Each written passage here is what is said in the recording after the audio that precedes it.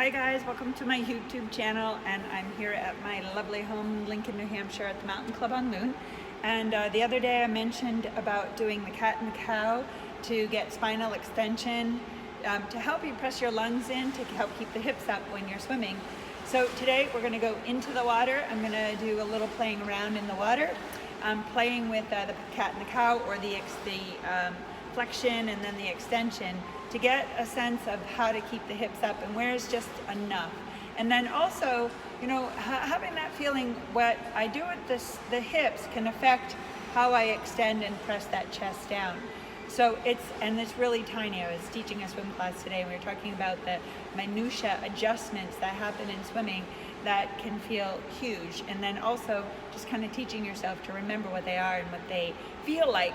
So, and that's how I feel when my hips are dropping, and they do drop. I have sinking legs, but I don't want my legs to pull my hips down, so I can play around with how to extend the spine and extend the pelvis to help keep the hips up, or that feeling of leaning in on my lungs to keep the hips up. And then just enough kick in my legs, or enough movement in my legs to also help keep my legs up. So just because my legs drop doesn't mean my hips have to either. And you'll see that in the video. So I can keep my hips up even though my legs go completely vertical. It's kind of like think of it as being like a jellyfish in the water, where my arms are the tentacles or my legs are the tentacles, but then from my head to my tailbone is nice and flat and nice and horizontal in the water.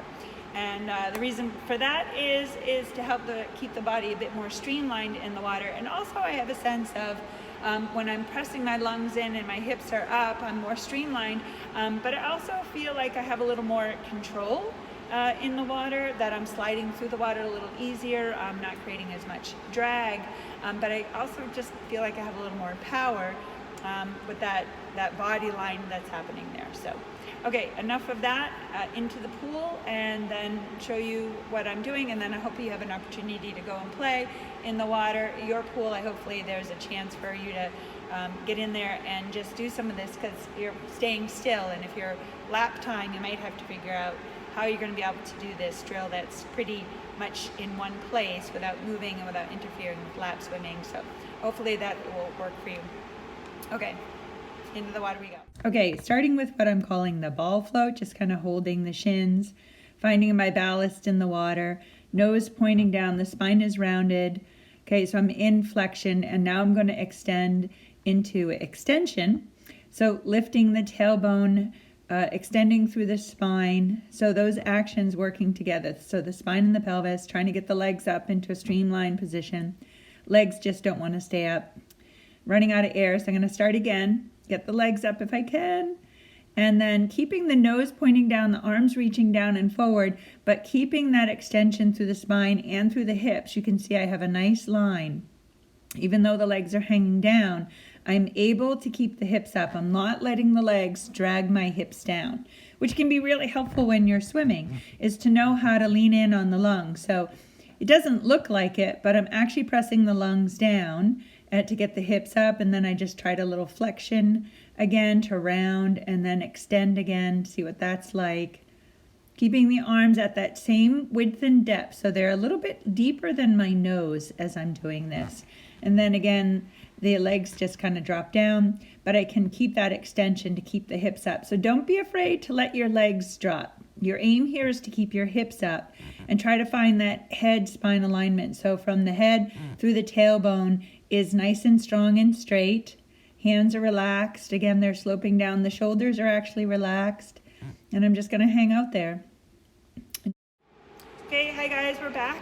I hope you had a good chance to check it out and play with it, whether you're doing it still on the floor. You can also do some of this cat-cow stuff just by standing. So practicing flexion and then extension. And even when you just do it standing here, you feel how that chest goes down. You want to be able to do it without moving your head. So the extension and the flexion will come more from the hips and the spine. Also learning how to separate out from what the spine is doing to what the hips are doing, so you can have two separate movements, so you can make adjustments differently. And that may take some time, may take some practice, and then it also just depends on strength and flexibility that each individual has.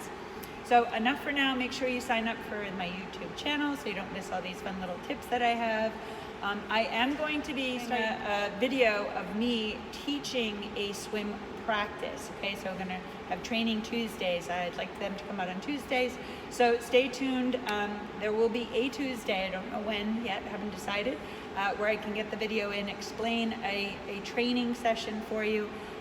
Give you the training session. It'll be written out so you can see it, and then take that to the pool and practice from there. So, okay, remember, sign up for the YouTube channel, go to my website, check out any camps or clinics. I do have some stuff coming up in the Lincoln, New Hampshire area.